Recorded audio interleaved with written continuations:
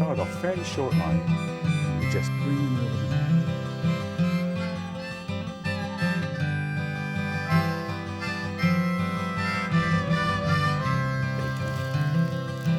Into the hook.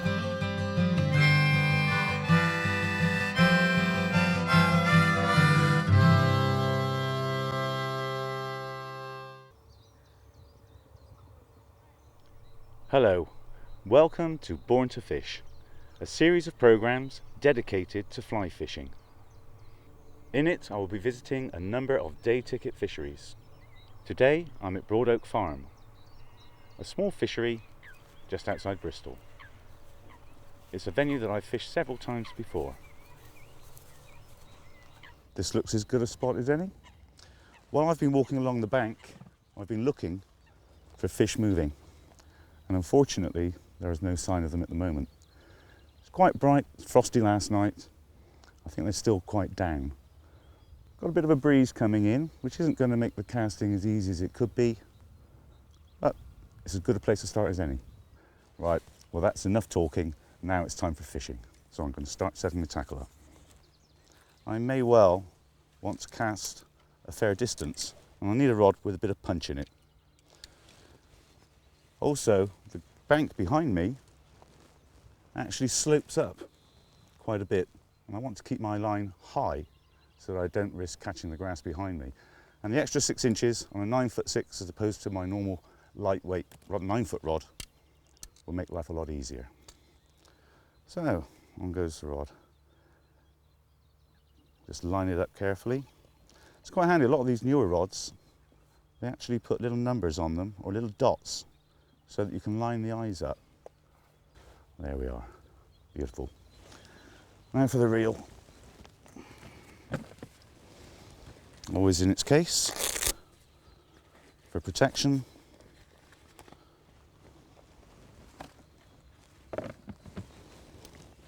Let's seat this one in properly.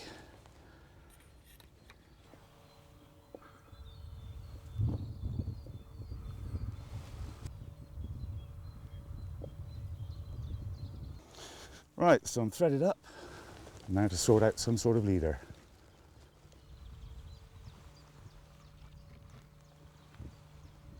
Going to be using 8-pound fluorocarbon to start off with, followed by 6. I'm going to put a single dropper on. So I'll pull off enough line.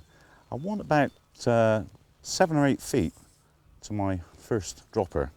In fact, my only dropper it will be on the day. I'm not going to risk 3 because this wind is coming across a bit awkwardly and could cause tangles. So 8-pound fluorocarbon. It's relatively new material, this, and the beauty of it is it's got a refractive index, getting technical now, of 1.1, which means it's virtually invisible in the water. Water having a refractive index of just 1.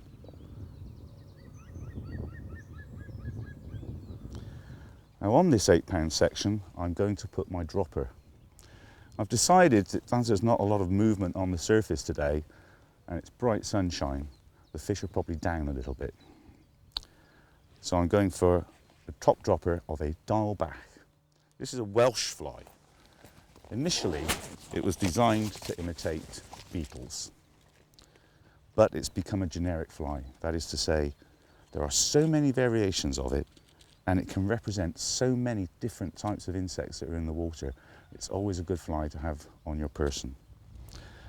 Now this particular water belongs to somebody, and he doesn't like us taking the fish. That is to say, this is a catch and release water. Because of that, I'm actually using a barbless hook, so that when hopefully we catch something a little later, I'll be able to release it with the minimum of distress, get it back in the water, and let it live to fight again.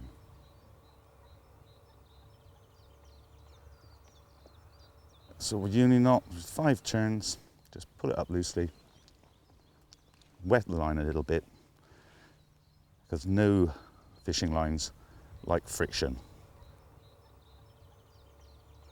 Because I want these flies to fish at 2 different depths, I'm going to put about 5 foot from the top dropper to the point. Put that back in there before it gets lost. Okay, and for the dropper I'm going to do a 4-turn water knot.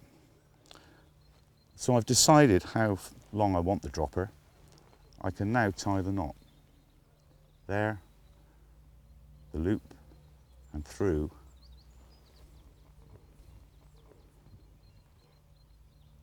2, 3, and 4. And again, make sure the loops are level, wet the line, and pull it tight. And there we have a beautiful little small knot with the dropper fly just hanging off of it.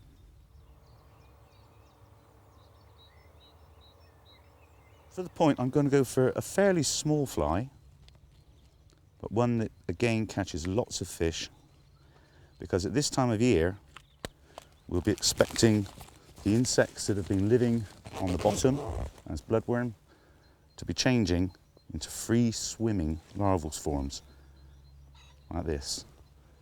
Again, a little size 14, and this is a peacock buzzer.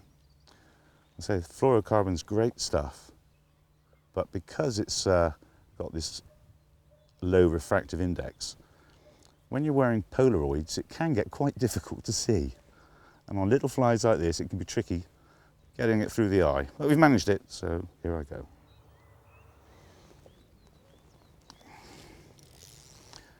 Right, my line's on the grass. I need to get something out on the water just so that I can actually start casting. I'll pull some line off. Now at least I can make the rod work. Let's just get some line on the water with a little roll cast. Sinking nicely. There we go. All right, so I've got enough line out now that I can actually start casting. But because I haven't seen any fish move, I'm going to have to search for them. So I'm going to use a method called fan casting. So I'm going to start off fairly short line down the edge of the bank in case the fish are close in near the margin. If I don't get any result from that, I will gradually move around each cast in a slightly different direction, different distances. Hopefully we can find where the fish are. So now's the time for me to take my first fish while I was talking to you. Here we go. Oh, I think this one's going to take some line off the reel.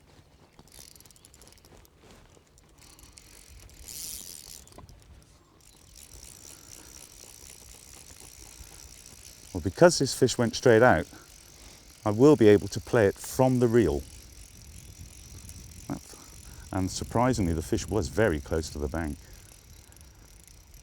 And normally we just haul the fish in, controlling the line with your finger, but there we go. It's very lively. And the beauty of these fish is I know they've been in here for a few years. It hasn't been stocked for at least 12 months. So this fish is overwintered. Hopefully it'll be a nice clean fish. And get down a little bit lower to the water, because I'm sure he's angry enough now, but when he sees my face, he really wants to go away.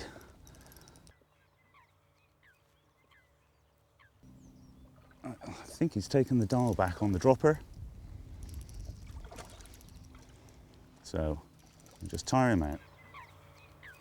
There we are, right in the top lip. Out goes the net, and we just bring him over the net. And there, our first fish of the day.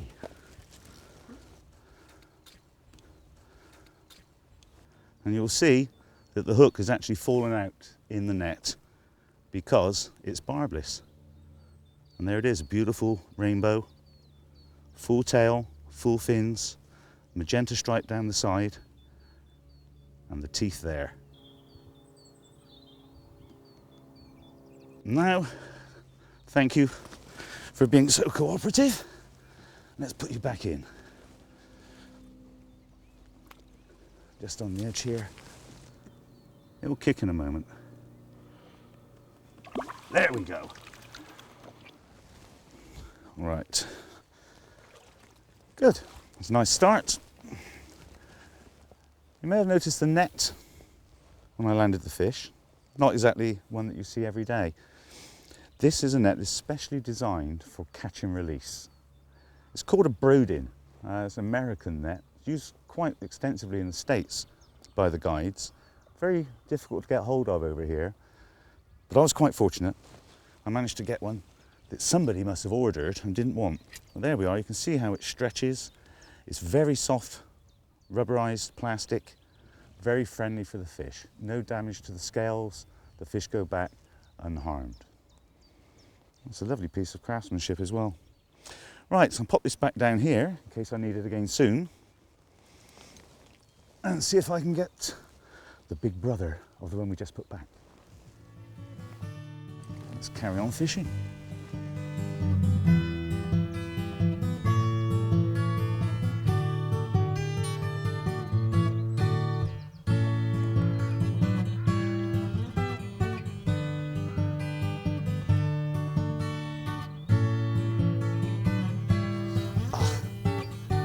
Little tap there, missed that one.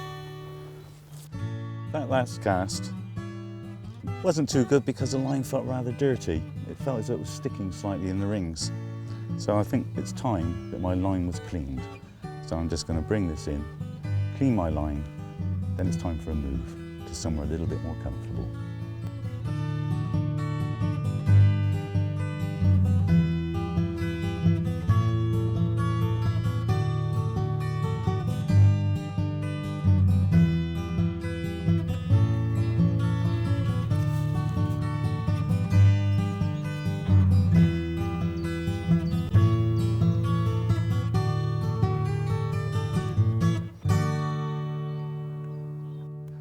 Nice little gap in the sedges.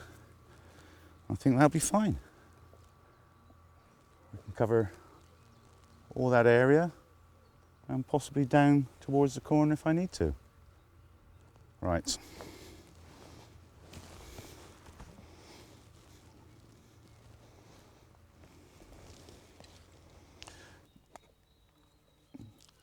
Right, I need another dial back in the size 14. As that last one got chewed up a little bit by the fish. So that looks like a nice one. Now this one, unfortunately, has a barb on. And as I said, I'm only allowed to use barbless. So out comes my perpetual friend, my Leatherman.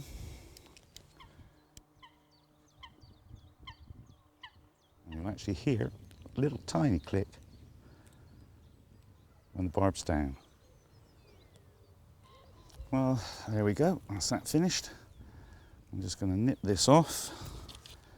And then I think, well, the clouds just come over. Well, it's getting very warm, so I think I'm going to take my jacket off. Pop that out there. I'm about to get more comfortable. Oh, there's a fish right on the edge of the ripple. Long, long way out though. That'll do for now. Just a little cast. And I'll do a longer one next time. Let's give it a little jerk just to get that leader sinking. I can actually see the fluorocarbon on the surface. Well, I lengthened the leader. I've now got probably about 14 foot of leader on the end because I think the fish are down a little bit farther. And I've put a cormorant, a different fly on the point because it represents so many different types. There we are. Okay, well this one's a runner. I hit that one a long way out. I put out a fairly long cast, probably about 28 yards, over to the deeper water. Oh, I'll put some side strain on this one, stopping going around the well top there.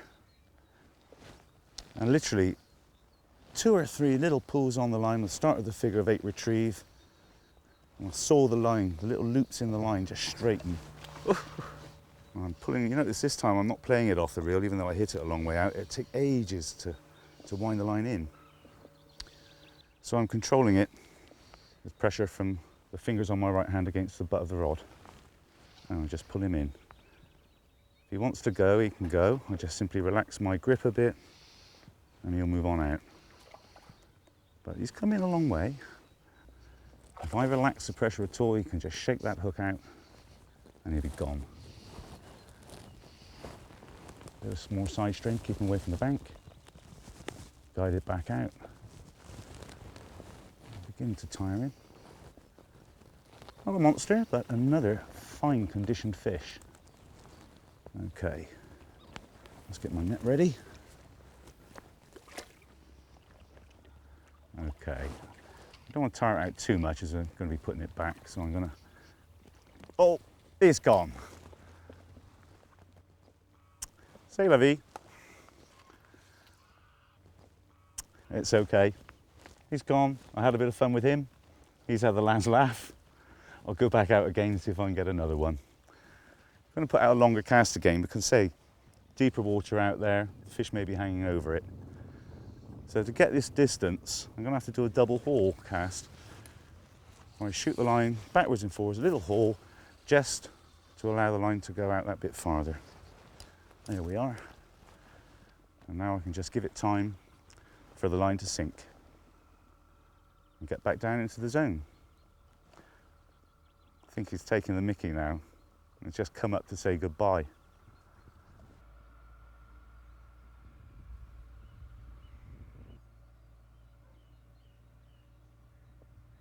Right, there we go, there's another one.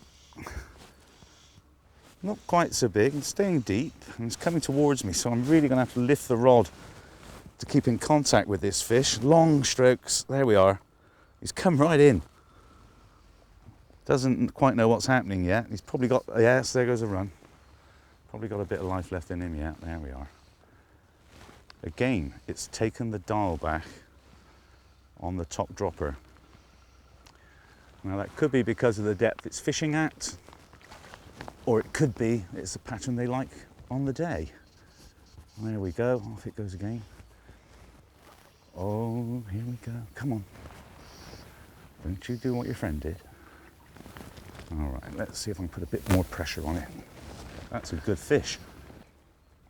You notice I'm dropping the rod a little bit now and then. People will be saying, keep the rod up. It doesn't really matter the rod's down like this, as long as that tip is bent and there's an angle between the rod tip and the fly. That allows the rod to do all the work for us, and this angle is all important.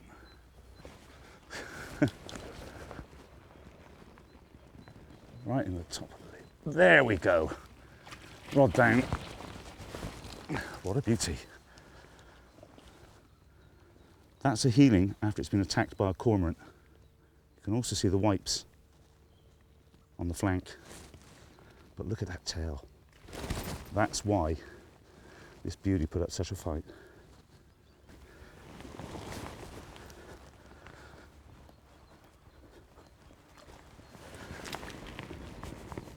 Oh, instantly. There's a lot of life left in that fish, and it's lived to fight another day. Marvellous. I'm just dry on the hands, tidy myself up, and then carry on. Just going to have a last cast now. The fish have gone a bit quiet. The reason I'm having the extra cast is a bit of clouds come over and there's a slight ripple out there, and that might bring the fish up to the surface a bit more.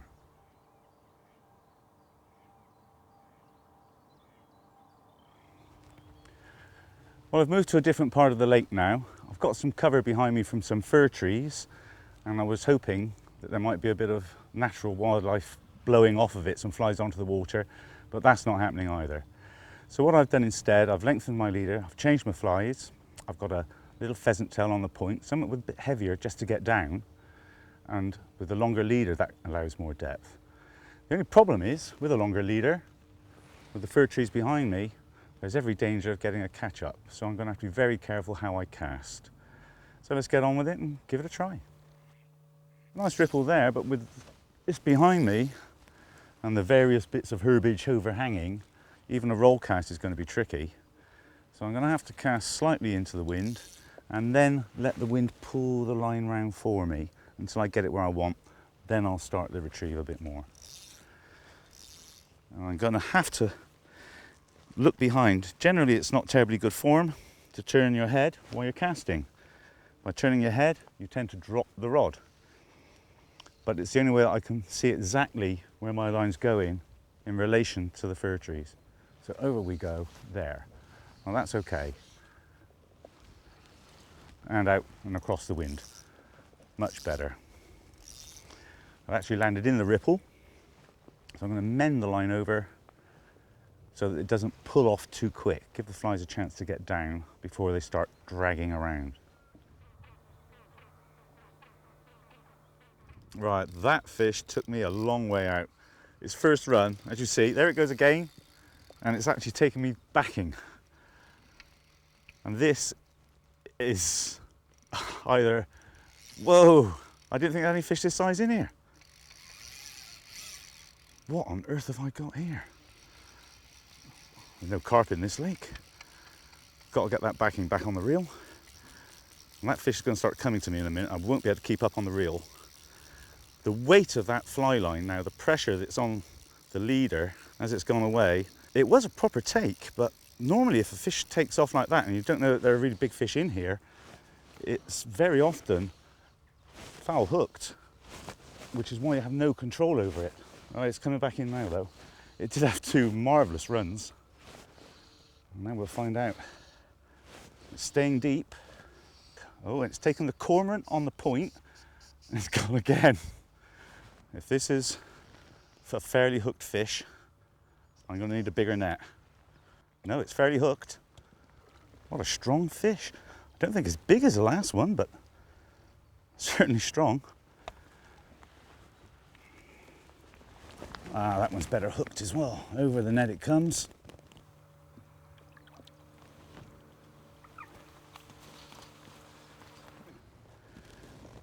Another excellent strong fish. Steady on, boy, steady on. Again, you can see the whoops on the side here where cormorant's had it. Nice thick girth here on the tail. Beautiful full condition. Deep bodied. I would think that's a cockfish. So, oh no, it's a lie, it is a hen. It's a hen fish. There we are. I'm happy with that one. Okay, let's lower her in. Okay, darling, you steady on. You put up a good fight. See the mouth going. Just getting some water over the gills. She put so much into that fight. Right, rinse the hands off. Another beautifully conditioned, overwintered hen fish. Back in the water, off she goes. Great fight she put up. Get ready for another one. Well, I've moved back now to where I started this morning. So I'm just going to give it a little while longer. There we go. Didn't need the extra distance. Oh, that's a lively one. It's taken the cormorant on the point again. As the day's coming towards an end, this will probably be my last fish. It's been a great day so far. Not a lot of fish, but under the conditions, bright sunshine, vague and changeable ripple, no hatch. It's still very early in the season. So all in all, it's been a very good day. Oh my goodness, I think I'll play this one off the reel. Save me winding it in when I'm packing up. That's it, on its side. Oh! Last one, there we go. It's ours.